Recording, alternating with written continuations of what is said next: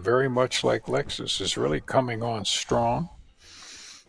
And that's the sort of thing that's going on in the industry at the moment. And then,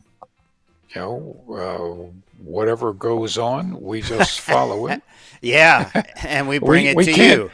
we can't change it. We've tried. We've done everything we could, but the industry doesn't function around us.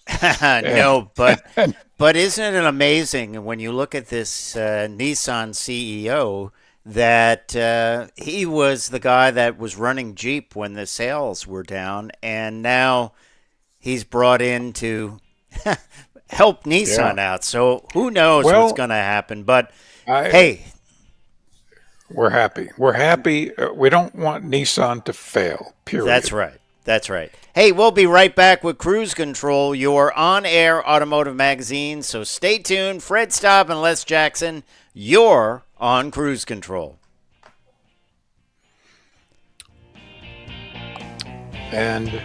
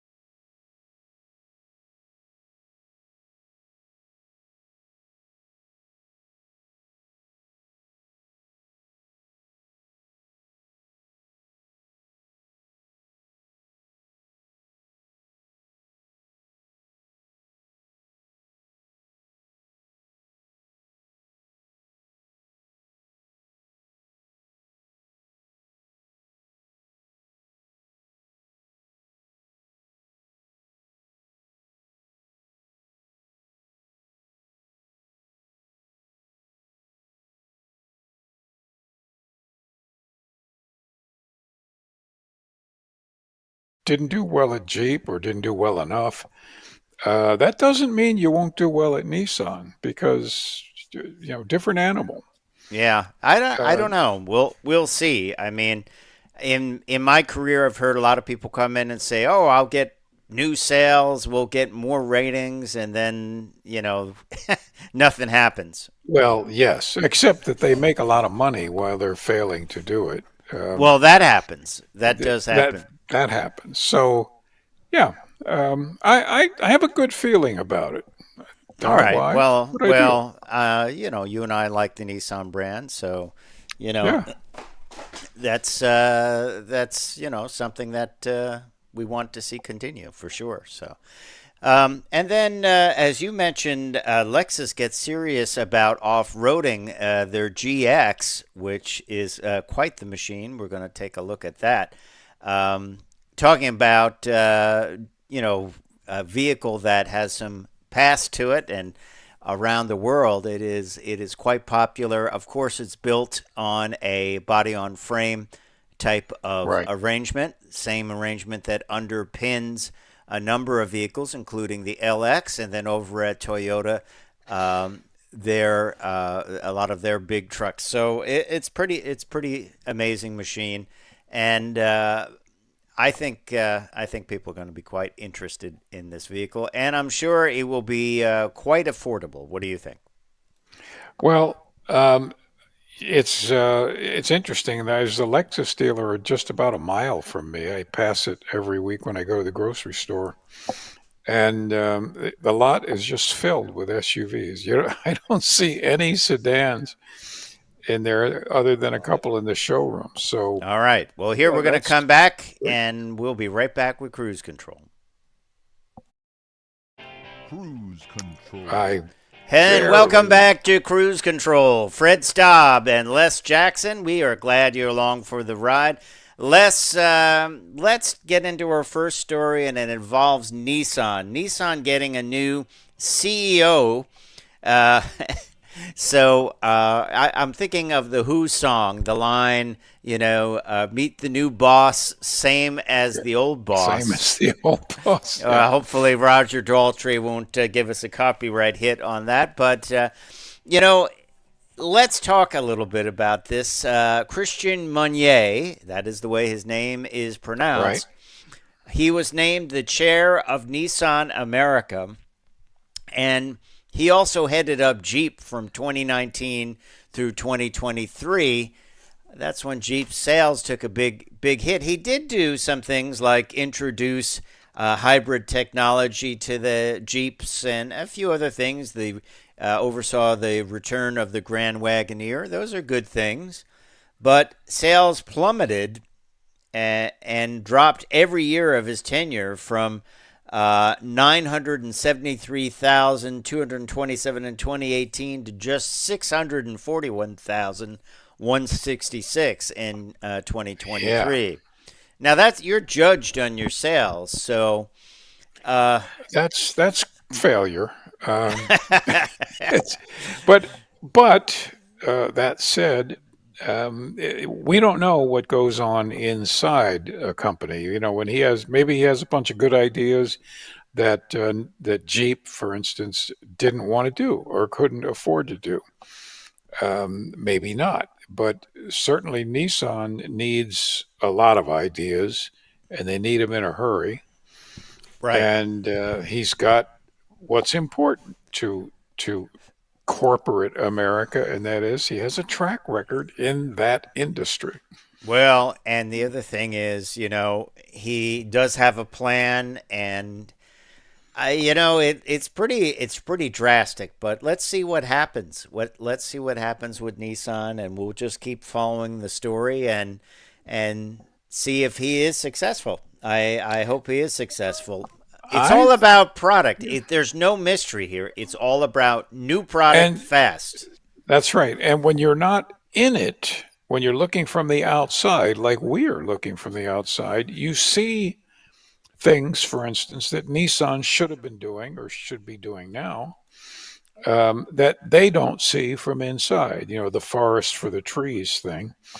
So maybe his ideas, which are already planned, will work.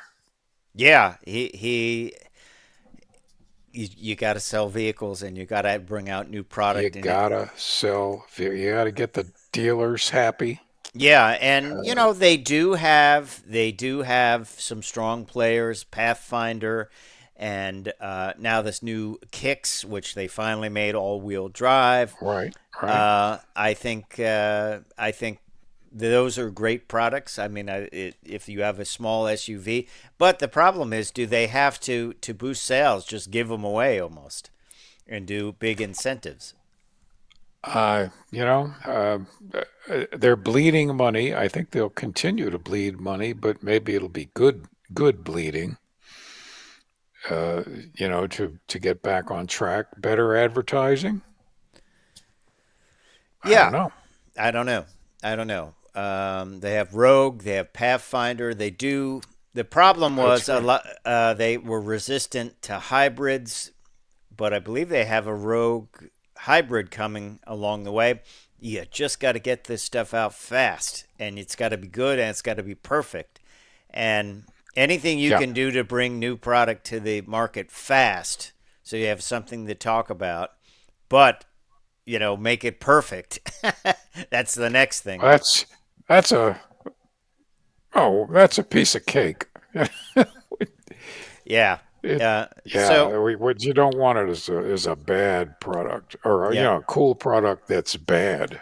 yeah, exactly, exactly. So, what do you think? What should Nissan do to get its sales back and recover basically and allow itself to heal and once again become a strong brand?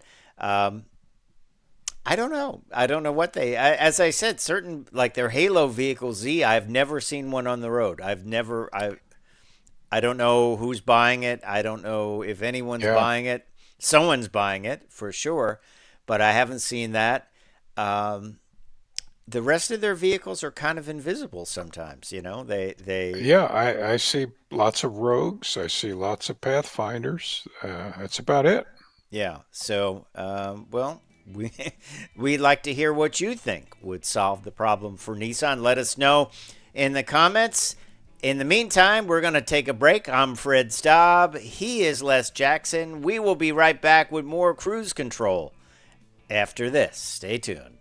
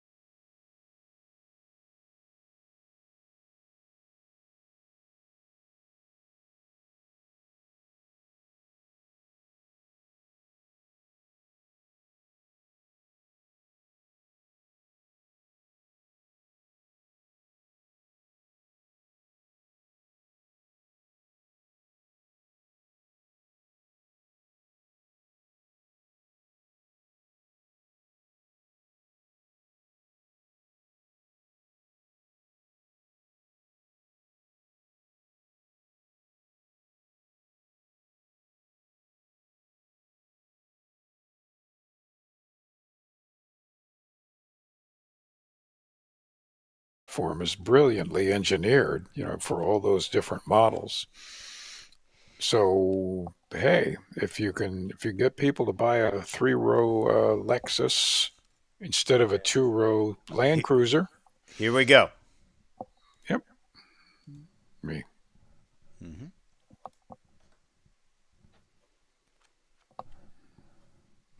Cruise control. And welcome back. Welcome back. Fred and I were just about to go get into the hot and heavy, into the Lexus GX. And most significant thing to me, Fred, is that they're making a big deal that the suspension has been raised 1 inch. for, for, Well, you but the know, lift. all manufacturers. It's a very capable vehicle. It's used around the world in severe off-road situations. And Yep. as I mentioned, it is on the TNGA-F platform that underpins Toyota Land Cruiser, Lexus LX, Tundra, Tacoma, Sequoia. So that's a great bunch of vehicles. You are right. It does get a 1 inch suspension lift, now standard on the Overtrail and Overtrail Plus grades. You and I have seen many manufacturers toughen up their off-road capable vehicles and tout that. And even in the case of this well-known and well-beloved and very capable off-road vehicle, they've even made it even tougher by giving it a one Well, inch yeah. lift. Uh,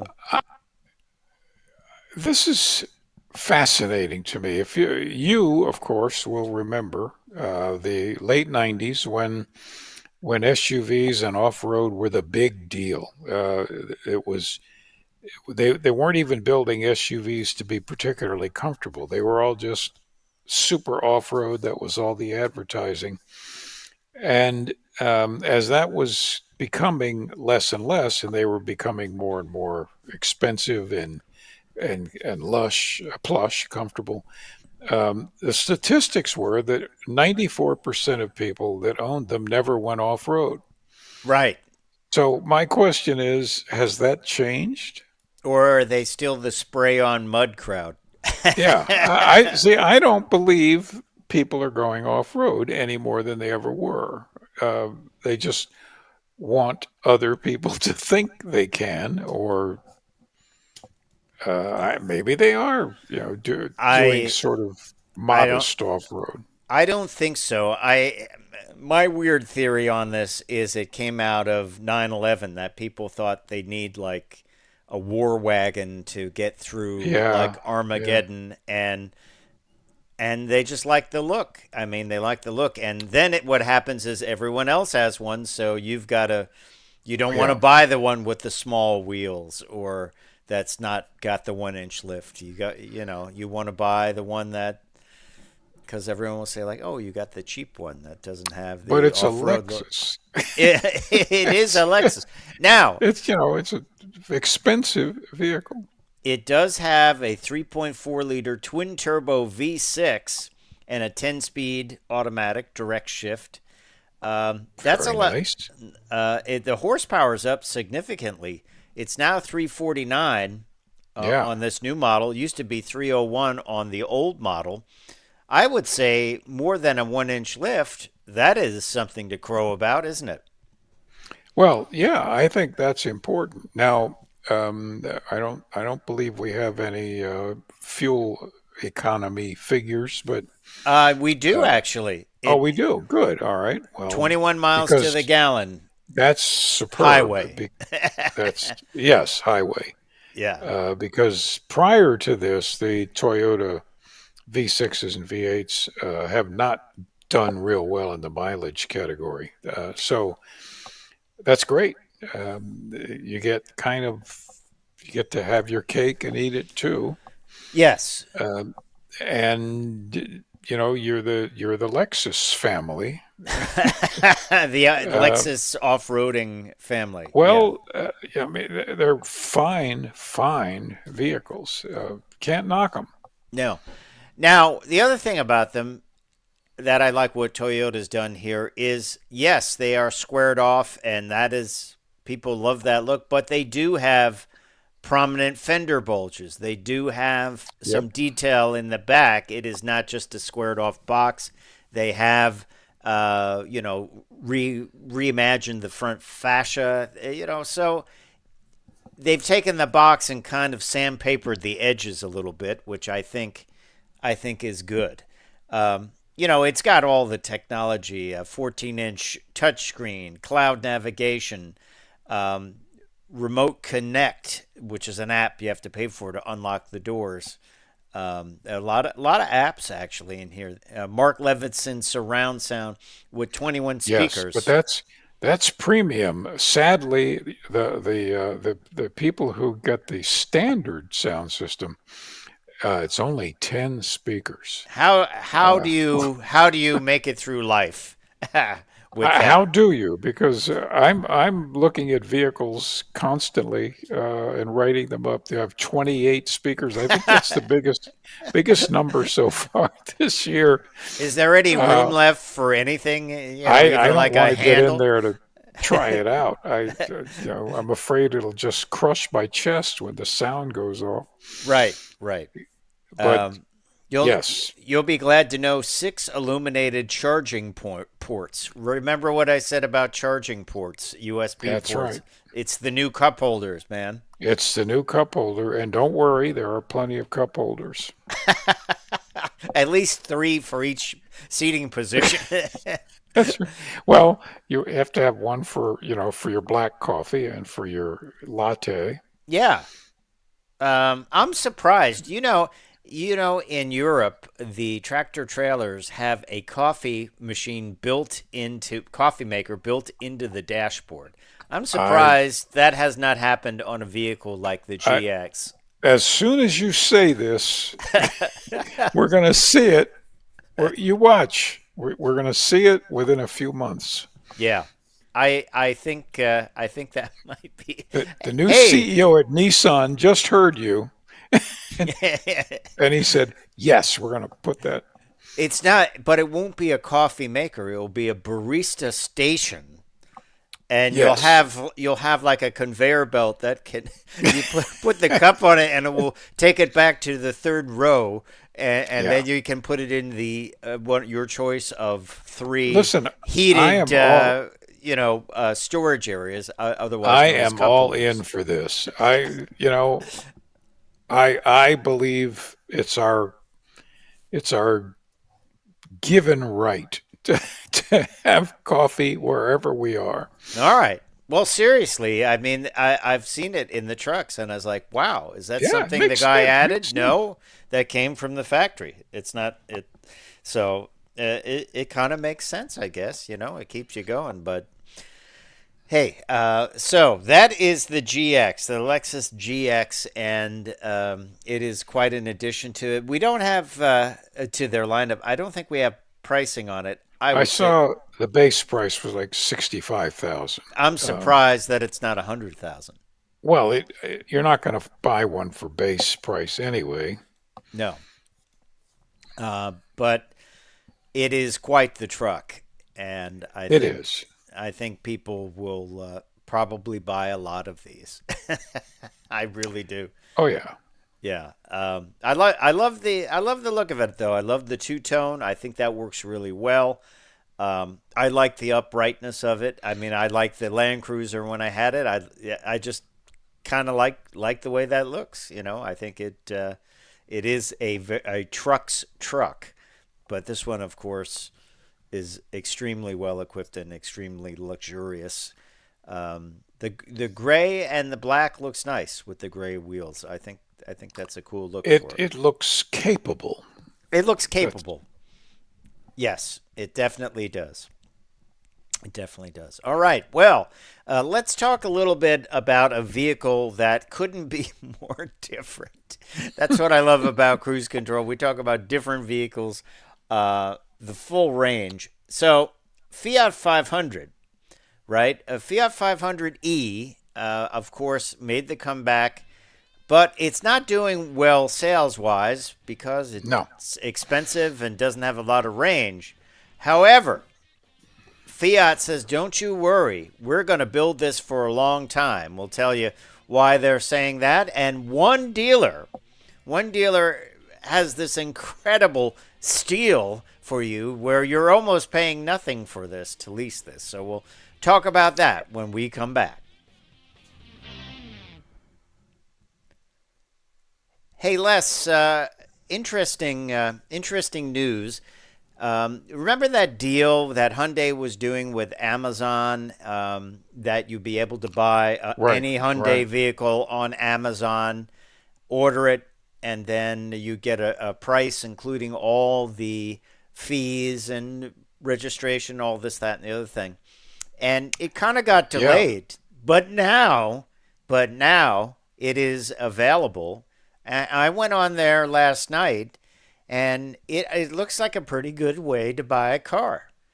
You still have to deal with a dealer, so you can set your range of 25 miles to 50 miles to 75 miles, but I think the key thing is, from the way it looks, you only have to deal with the dealer when you pick up the vehicle, so you don't have to sit there and get worked over by the F&I guy and all that.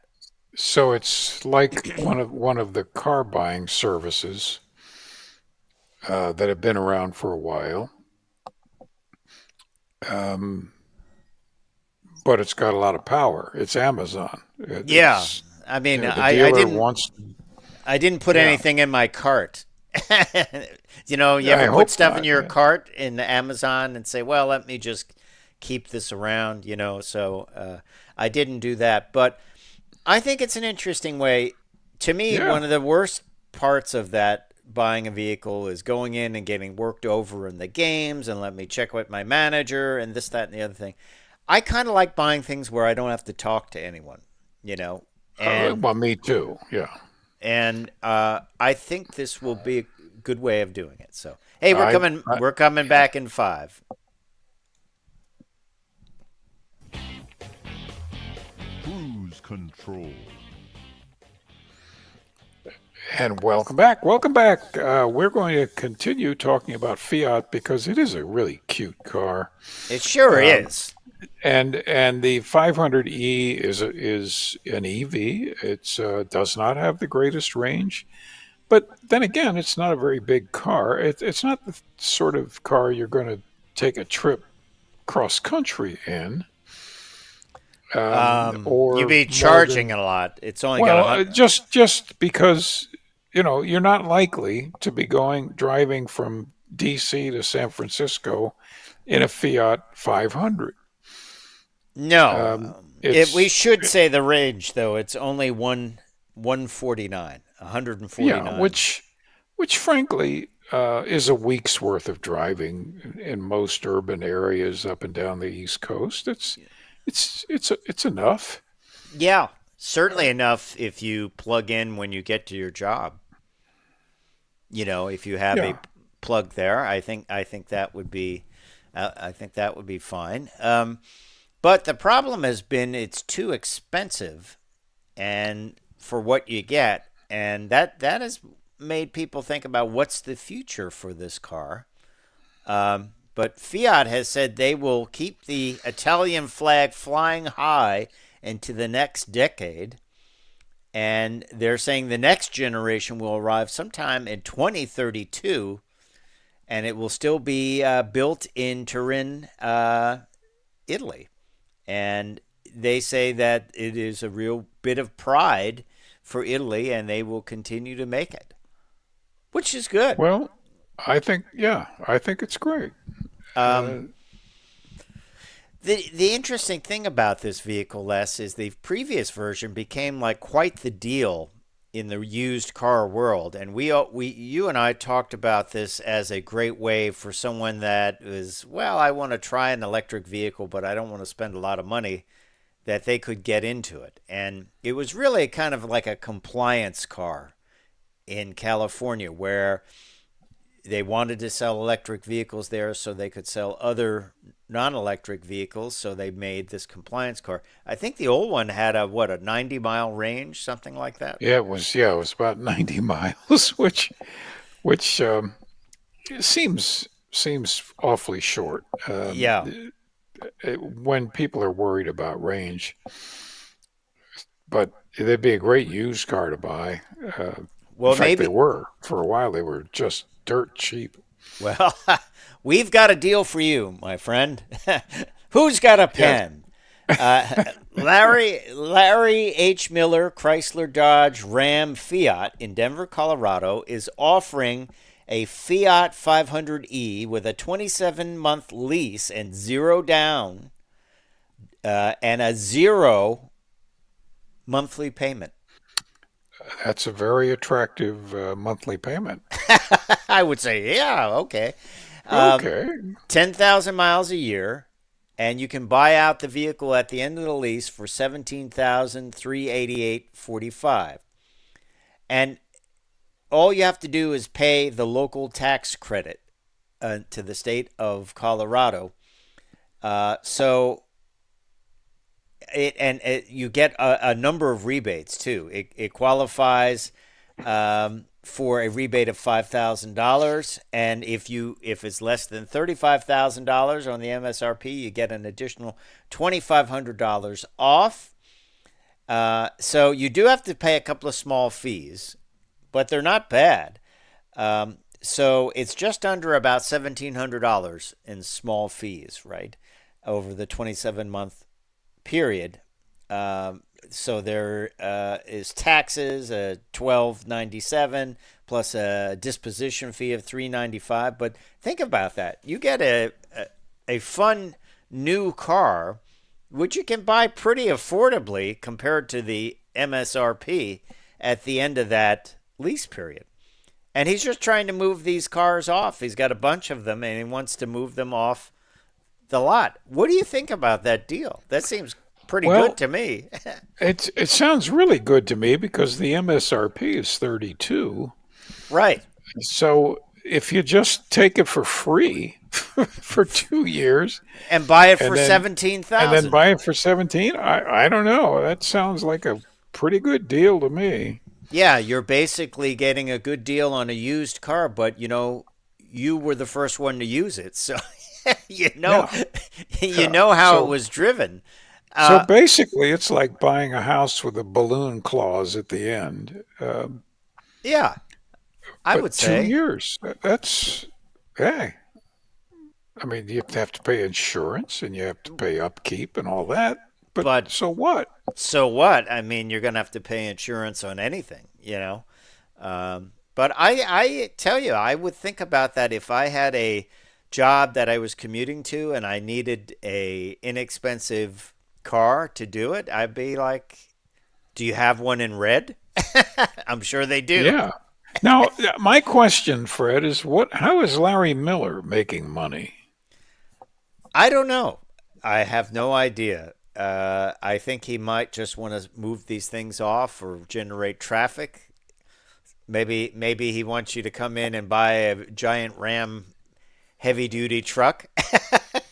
Yeah, and and put the Fiat in the bed. but I'm telling you, it was tempting. It really was tempting. It's a tempting offer. Really. For a second car for somebody, you need a car to deliver the kids to school, or you need a car to just go shopping, or you work somewhere close by, and I thought it was pretty interesting. So anyway, um, what do you think? Let us know in the comments. Would you do that deal? It seems almost too good to be true, which sometimes means what's the catch? But I don't think paying $1,700 in fees is a catch when you're getting a car for basically Yeah. nothing, Now, for all the. whatever the inside factory um, rebates to the dealer are, They'll you're keep them. signing those over. So, but I don't know. I mean, I would love to know the economics at the dealers and how he is making any money. He's probably breaking even. Yeah, and he's moving the cars off because he's afraid he'll Yeah. be selling them as So a new. we should see this in other dealers. That would be nice. Cars that would you Yeah. buy it at the end of the lease? I think I would for $17,000. Well, yeah. I mean, I would just start saving up every month, Yeah. and in 27 months, just short 2 years plus, Mm-hmm. you go in and pay for the car. Yeah. Let's talk about something different here. This is the Hagerty list, the Hagerty Bull list, they call it. Uh, Yep. Bull market list. These are 11 collector cars that they say are poised to gain value in 2025. So everyone get your wallet out. Okay. So they say number one on the list is a Datsun 280ZX. They're saying it's going to trade at 32,800. All right. There, I think that's a good investment. All right. I'm blown away by this one because I've seen a lot of these around for a lot less money, but let's see. 1981 to 1983 DeLorean DMC 12, 75,100.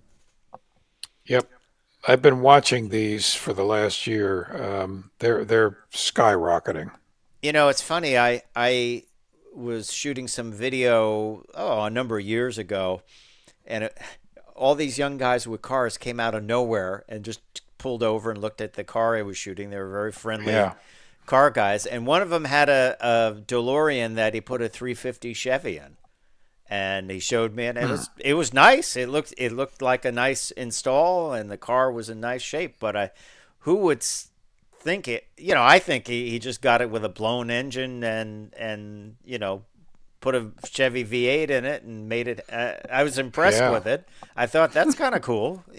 that's cool. Yeah. But anyway, that's one that they say. Now this, I love this car, and I would have loved to own one. I know you've owned some and rebuilt them, but now it's getting a bit pricey. Yeah, 1961 to 64 Jaguar E-Type. being yes, they're going for decent ones. They're going for getting close to 200,000. Basket cases, that means it would be still about 30,000. So that just keeps going up. I'm a little surprised that it keeps going up, but it is. Yeah. Um, and I've had I restored an E-Type, a '66 E-Type, and I know all the ups and downs of owning one. Well, Beautiful, beautiful let car. one surprise on the list that got me: the 1984 to 1990 Ford Bronco 2, 15,600. Yeah, yeah. We'll be back with more cruise control after this, and I'll have a review of the ZDX.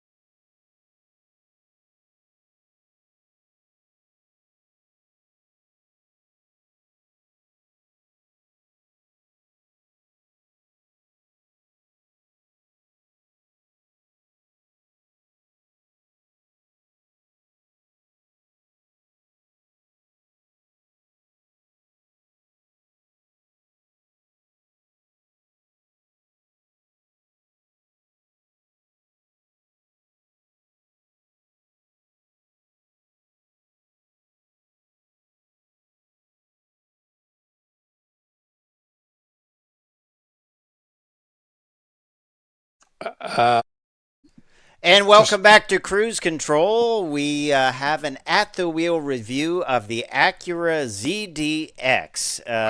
Les, this is an exciting vehicle. It is the first electric vehicle from Acura, and it was quite nice looking in that blue. I thought that was quite the color to set this off. This is the Type S. And this is called Double Apex Blue, which is Apex like churn, I would imagine. well, Uh, yes, very striking, it is strong color. a strong color, and it is a $600 option, so it's $600 strong. This Mm. vehicle has 500 horsepower, all-wheel Whew. drive, and it really felt that. I really felt that you could feel that 500 horsepower. Dual electric motor, all-wheel drive, 190 kilowatt DC fast charging capability, which I did take advantage of and was pretty impressed with.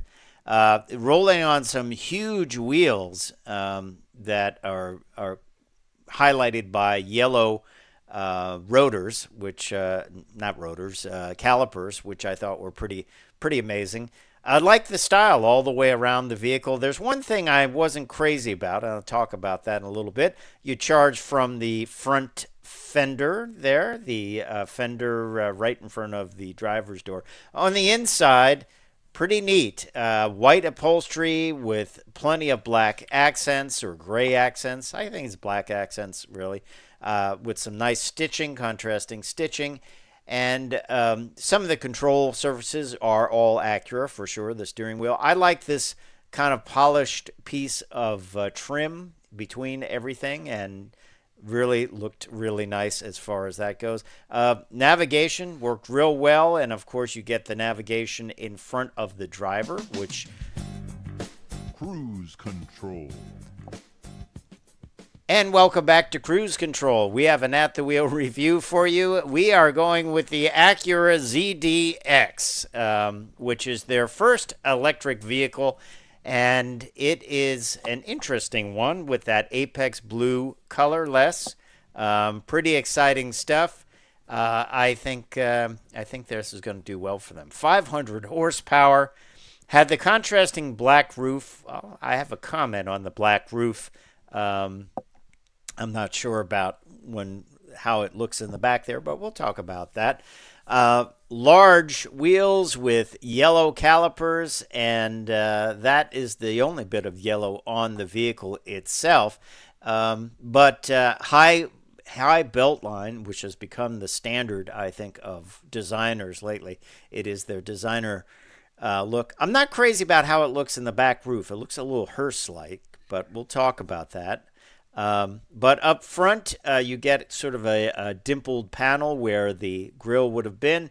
As I said, large wheels with yellow calipers and a chrome trim strip that goes down the back. Does look a little hearse-like in the back where you can't really see those rear windows and it's blacked out. But hey, that's the one styling cue that I think they may have missed on. Love the black detail where they've made it kind of curve around a little bit. Charging happens from the left front fender, and it is fast charging, which I took advantage of at a charger. I was very impressed with it. On the inside, you get Type S logos on the seats, and they are two-tone black and white with some stitching on there, French stitching on there. And in the interior, mostly soft materials. They do have that brushed kind of aluminum looking panel in there. High end, very high end feel. You get the nav system in front of you and also on the stand up screen. And we like that they had some buttons and knobs and controls for some of the controls for some of the most used systems. But we'll talk about two that were hidden in a moment. A couple of USB-Cs and a 12-volt plug-in, flat surface. You don't need to put your phone there because you can put it in the slot, which I really like a lot. So your phone does not fall around. Has the same shifter as the Honda products, but that's a mixed bag there. And a heated steering wheel, which we really like. Who doesn't love a Very heated nice. steering wheel? The Acura steering wheel is one you will recognize. It is used in most of the Acura products. But beautiful interior. Out back, a ton of legroom. Completely flat floor, and just simply limousine-like legroom in the back. Great place to spend some time. If you roll down the seats, if you put down the seats, it's almost a flat surface. But it is gets the same great treatment out back as far as materials go. You got some roll-up shades on the rear doors for some privacy, or basically some keep the sun out of your eyes.